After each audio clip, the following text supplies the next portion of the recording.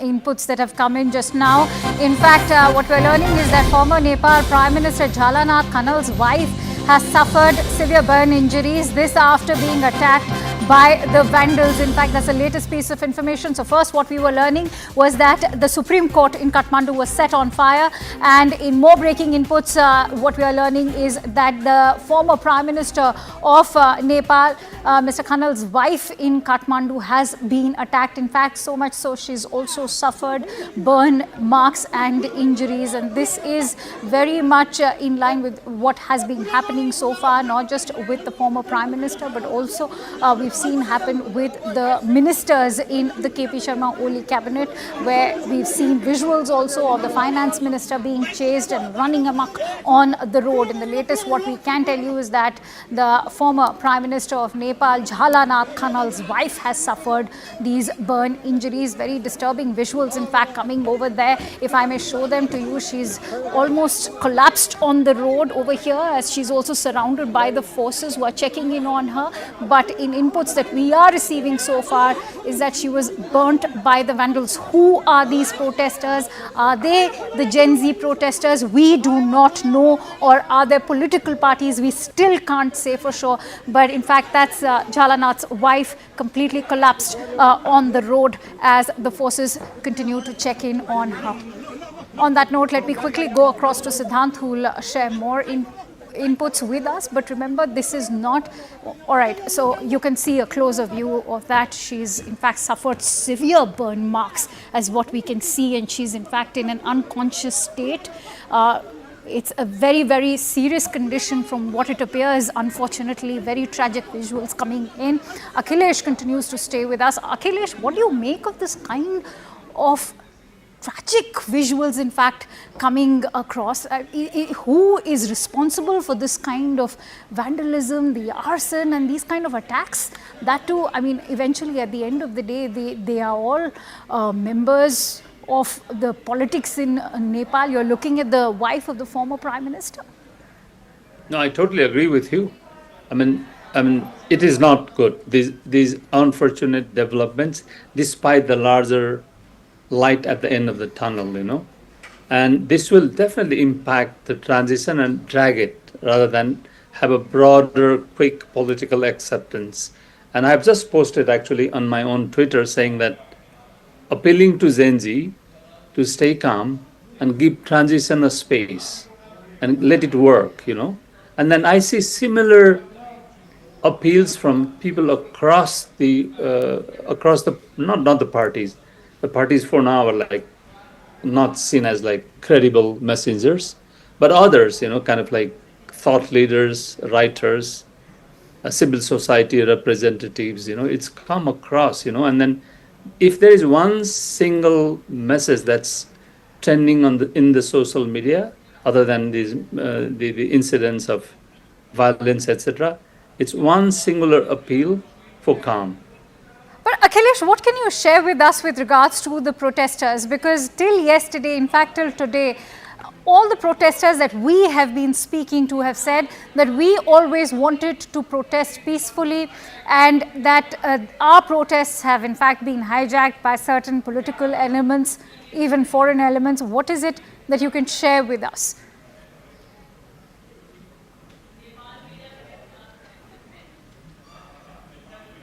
Akhilesh, if you can hear me?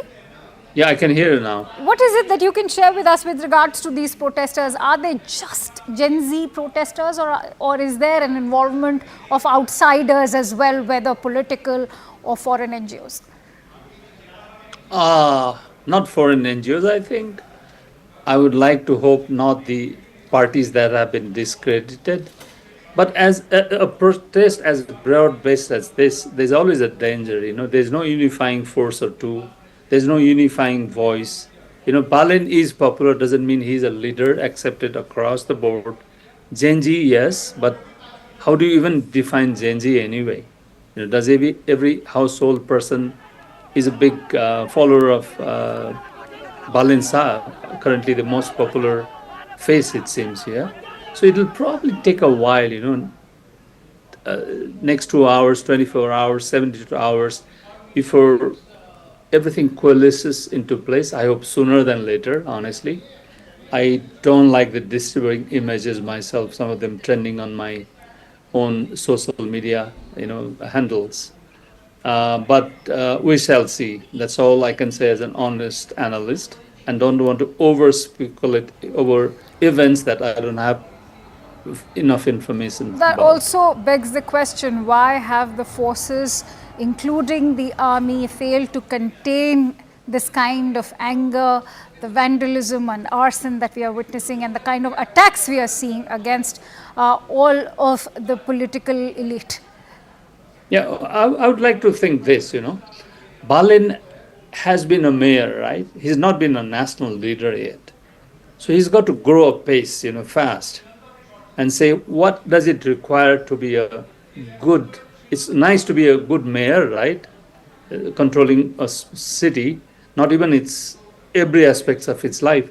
Now it's an entirely different thing to control a country in serious crisis. And how do you mobilize the forces you don't know, or you are beginning to know? Do you have enough support from the people who have just been discredited, or they really want to discredit All right, Akhilesh, you? I'm sorry to interrupt you there. I can see some breaking inputs coming in that President Ram has in fact resigned as far as the Nepalese president is concerned, and what we are also being told is that the army is going to make an address. I quickly want to take that forward with you, Akhilesh. What do you make of the army's address now? What should we expect as far as that address that's all set to take place in some time from now? The army chief of Nepal will be making that address. I don't know what will. Are you asking me a question there? Yes. I don't know what he will, but he will definitely appeal for calm. But also, one to have some kind of like political, to be seen as also not how interventionist force, more an assisting force. That's the history of Nepal army, unlike some of the armies in the region. All right, stay with me as I bring those breaking inputs for our viewers. In fact, in the latest inputs, we can tell you that the president of Nepal, Ramchandra Podal, has also resigned. He's in fact one of the last one in the string of high-profile resignations that Nepal has witnessed today. It began with 4 ministers, one of them being the Home Minister, and then soon was followed by Nepal's Prime Minister Sharma Oli. And in the latest that we can bring to you is that President Ramchandra Podal has resigned. And in other breaking inputs also, what we are learning is that the army chief in Nepal will also be making an address. Remember, the situation remains extremely volatile on the ground level. We've just shown you how the wife of a former prime minister of Nepal has been burnt as well. She suffered severe burn injuries and she was in fact lying collapsed. But in the latest, amid this kind of mounting pressure on the political elite of Sharma Oli's government, in fact, in the latest, what we can tell you is that President Ramchandra Podal has also resigned. I quickly go back to Akhilesh, who continues to stay with us. So, Akhilesh, take us through what do you make of the political scenario at the moment? Is this an indication that early elections are now the need of the hour? Yeah, I've actually said it in public already.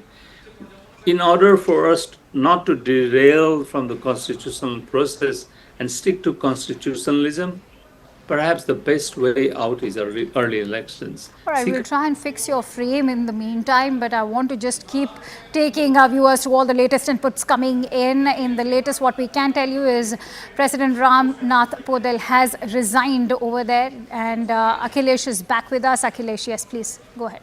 Yeah, what I have been saying, including in my social media post, is the best way out, in order for Nepal to not derail the constitutional process or constitutionalism, the best way out perhaps is declare an early election, and the country then goes through political transition, but also cathartic process of then cleansing itself. And new leaders will emerge, as they all do in these crisis situations.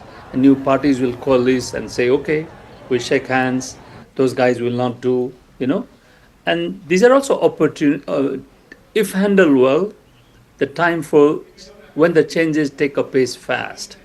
Instead of like years This just happened in 2 days, 6 days, 6 months. And I would like to say, as I already said in my post, maybe give it a 6 month time. Army or the law and order comes to place. New forces coalesce together or emerge. New leaders will have a more political buy-in with the public.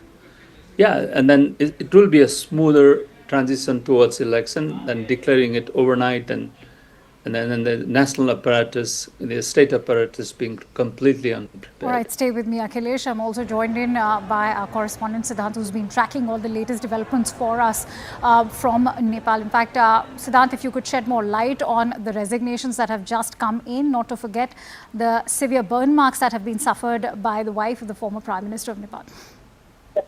Well, as we were discussing before, it's a complete breakdown of law and order in Kathmandu. In fact, all the senior leadership of Kathmandu, their houses have been attacked. They have been attacked. In fact, Deoba family was rescued. Both Arzu Deoba and her relatives were rescued by the locals as a mob attacked their house. The same was the case with KP Oli's personal residence. It was attacked. President's personal residence was attacked. So it's a complete breakdown of law and order in Nepal at this point in time. What we're getting to know is that army is going to take over the administration. That's what Manoj Gupta is bringing for us. But how that's going to happen, we really don't know. But we could expect in some time from now, there could be a briefing by the Nepalese army, perhaps announcing the takeover. All right. In terms of the kind of attacks that have taken place, what are you learning from your sources, Siddhant? Who is responsible for these attacks? Many protesters have in fact gone on record to deny that it is not the Gen Z protesters who have resorted to this kind of arson and violence, but we do see many are in fact the youth which are taking to this kind of violence on the streets of Kathmandu. We seem to have lost that connection with Siddhant, but let's quickly go back to Akhilesh, who continues to stay with us. So, Akhilesh, from what the feelers we are getting at the moment is that the army is going to step in on expected lines. Yeah, I mean, it's time. But you say it is time. What does one now expect next? In how many months or days can one expect general elections to take place? I haven't followed elections, the process of elections so closely now. I would like to think, as with a country as large, comparatively large, it's not Bhutan by any stretch. It's going to take time, to get the roles in order, election roles in order, but also many other things like election officials. There could be a lot of changes in the election process itself, I don't know. I mean, this is up in the air for now, but I would like to say 6 months would be a good time when there will be a political buy-in to buy-in of new actors in the process, and but also the bureaucracy begins to get its acts together. I would like to say, it's a very, very top of the mind cut-off point. I would say it's 6 months. All right. In fact, going to slip into a quick break. Stay with me, Akhilesh. We have plenty to discuss right now as Nepal stands at a turning point as far as the politics in the nation is concerned. With that, we're slipping into a quick break. Stay tuned to Nation at 5 as we return with the latest news and updates.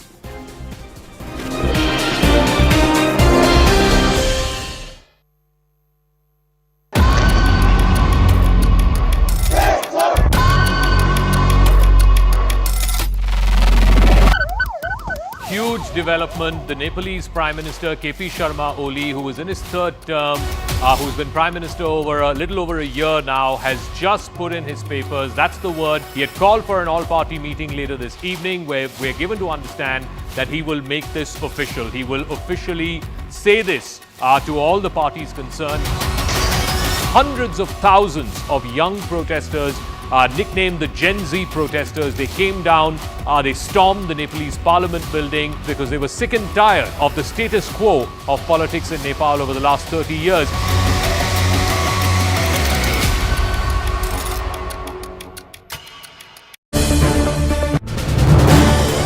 This is News 18 Network.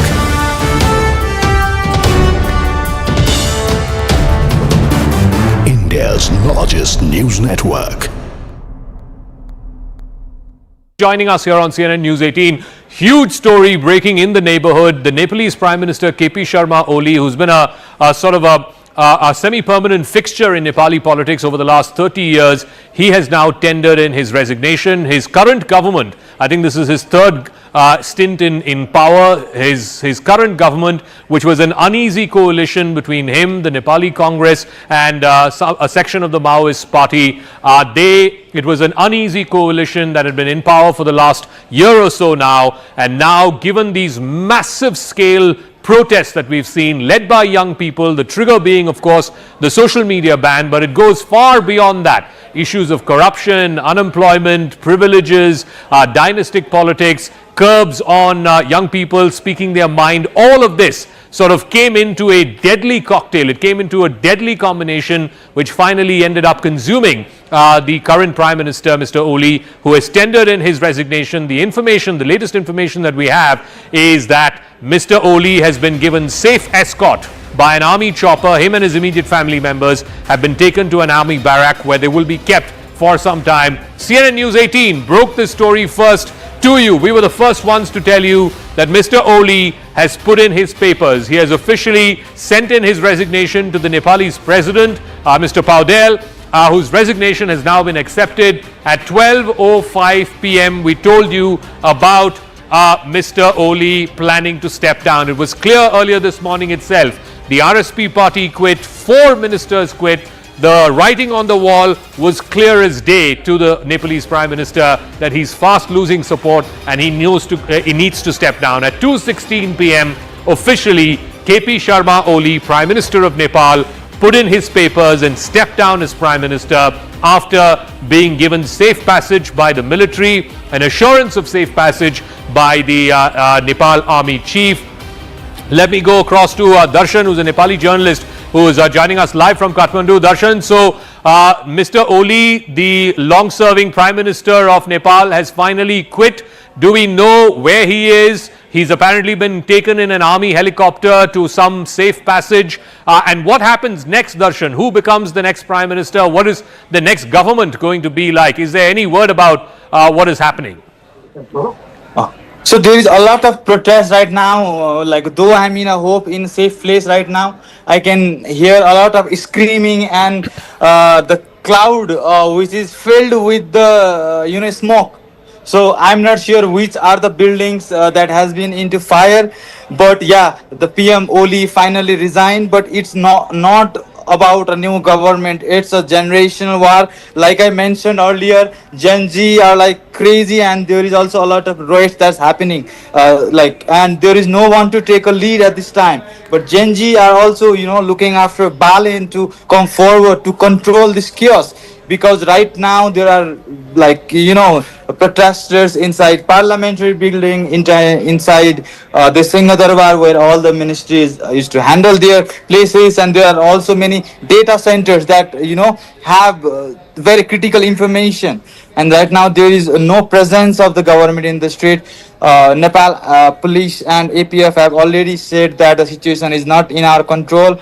So it's chaos everywhere. So tell me, where is the Nepalese army? Are they protecting these sensitive installations, the parliament building, the secretariat, the houses of various ministers? We're told that military choppers were sent to some of these houses to evacuate the ministers.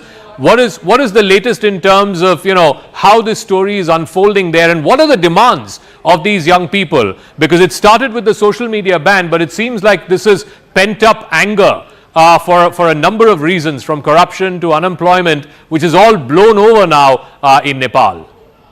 Right, exactly. And the bigger, scope here, it's like I have been saying that it was also, social media ban took, maybe it helped to escalate things, but it is one of the only reason, the main focus.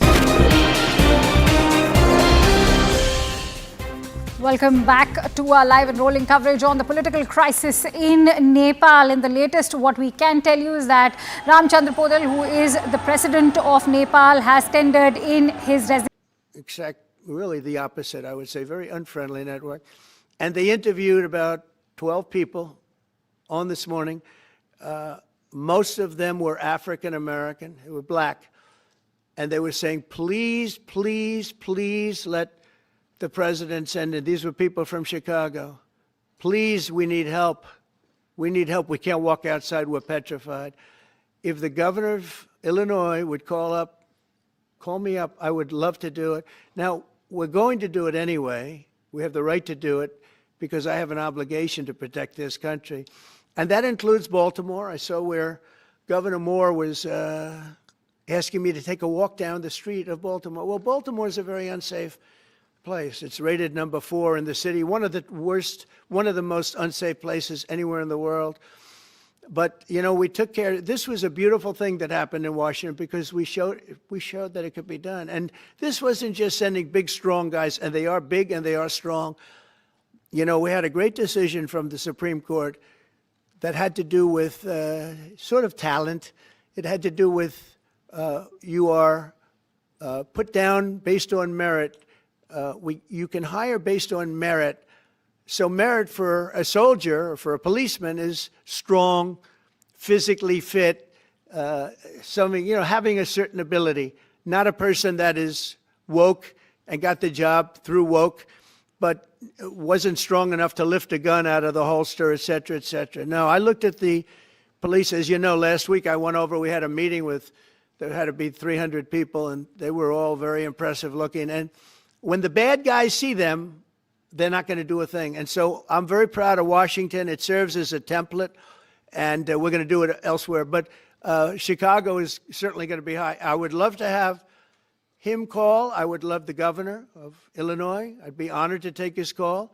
All he has to do is say, sir, we need help. It's out of control. And everyone knows it is. He's not kidding anyone. I would love to have, I would say, Governor Moore call, because I watched him over the weekend trying to explain that Baltimore, what they need is housing. No, they don't need housing. They need to get rid of the criminals. These are hardcore criminals. You know, we took many people off the streets of Washington, D.C. They're hardcore. They're not going to be good. In 10 years, in 20 years, in 2 years, they're going to be criminals. They were born to be criminals, frankly. They were born to be criminals, and they're tough and mean, and they'll cut your throat, and they won't even think about it the next day. They won't even remember that they did it. And we're not going to have those people. Washington, D.C. is now a safe zone. It's a safe place. And you can walk, Katie, you can walk right down the street with, by the way, one of the biggest human beings I've ever seen, which is her husband. He was a football player for like 11 years in the NFL. He's a big person. But big doesn't mean anything when they have guns and when they have knives and everything else that they have, right? But you can walk right down the street, even by yourself, and you're totally safe. Washington, D.C. is a great thing. Yes, ma'am, please. Mr. President, as you're calling on Democratic leaders across the country to work with you on crime, do you see your efforts here in D.C., including, for example, working with Mayor Bowser here as a model for bringing more bipartisanship in matters not only with crime, but also issues that matter to everyday American people's lives? So Mayor Bowser's been great.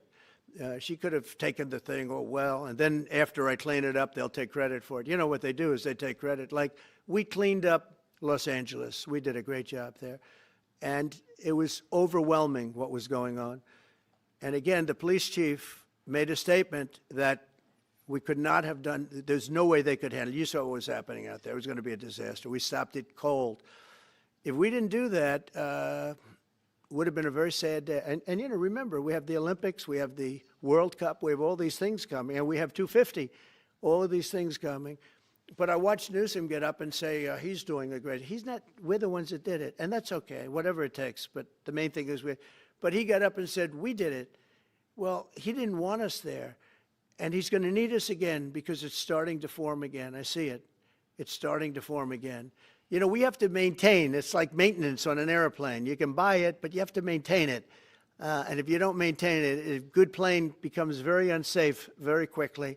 So it's an honor to do it. A lot of presidents wouldn't do what I'm doing. I don't need this heat. But when I watched television last night and I'm watching the news and I see that 9 people were killed in Chicago and 54 were badly wounded with bullets. I say, that's not this country. We have to do something. And I do say this, I say this very much. I'm not speaking to anybody but them right now. I would love to receive calls from governors and mayors saying they need help. We'll help them. We have a lot of people. We have a great force. We have a great military force. You know, Pete will tell you that when I was running for office, and this was a big headline, I think, you know, probably got me a couple of votes, but you couldn't sign people in the military. Nobody wanted to join the military, the Army, Air Force, the Navy, Marines, Space Force, Coast Guard. We never forget Coast Guard because they've done such a great job. Never. But nobody wanted to join any of them. We were way below what we wanted. Every single one. The closest was the Marines, whatever that is. You'll explain that to me. But the closest was the Marines. But every service was way down, way down. And then I got elected, and our country's the hottest country anywhere in the world right now. Everybody's talking about the USA. They're talking about the job that we're doing. Everybody. We have the best economy. We have a very, very important decision being made by the Supreme Court because our country is the richest, the strongest, the most powerful. But if for some reason some liberal court, I'm talking about the court that just ruled, where even an Obama judge voted in favor of us, which I gave him a compliment yesterday, as you know. I said that took great courage. But it's a liberal court, and it's going up to the Supreme Court, who I think have been incredible people. I think they've made very wise decisions. But the tariff question, because without the tariffs, this country is in serious, serious trouble. We've taken in almost $17 trillion of investment is coming in. Most of it is coming because of tariffs. And if for some reason somebody wanted to be politically correct,